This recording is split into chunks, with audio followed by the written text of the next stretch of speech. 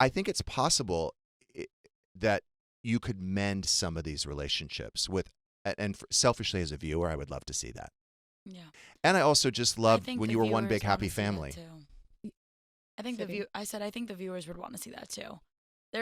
I think there's nothing more just because it's been going on for so long. So obviously they're going to want to see some sort of resolution. Mm-hmm. Does that mean we could see you appear on season 15 of Real Housewives of New Jersey? I Because I mean, heard there's doing some test shooting or... well, I mean, does a professor ever take the test? No. Okay. So, right, you're a proven talent. But do Okay. you think that there is a possibility you could be a part of that? Yeah. Hello, you're friends with Andy Cohen.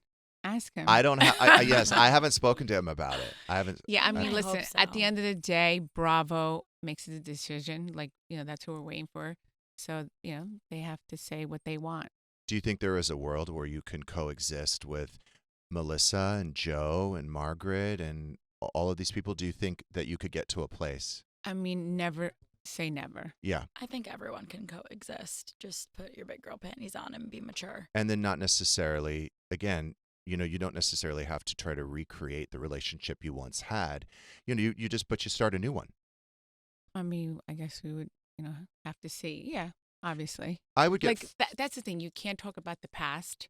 You have to just you have to let move it go. forward. Well, Yeah, you kind of have to address the past, right? You kind of have to address it and be like, I'm accountable for this and this and this. I did this. I'm sorry for this. And they do the same. That's usually what happens. You reciprocate. Then you both decide to put it past you and move forward and start over. But people never really do they? Exactly. I know. And that's the like, only way that's- that it would work is if, both parties agree, whether it's whatever situation it is, really agree to let it go and not bring it up again. Because then it would just be history repeating itself, which is also what everybody doesn't want. Would you take the initiative and reach out to people and start the conversation?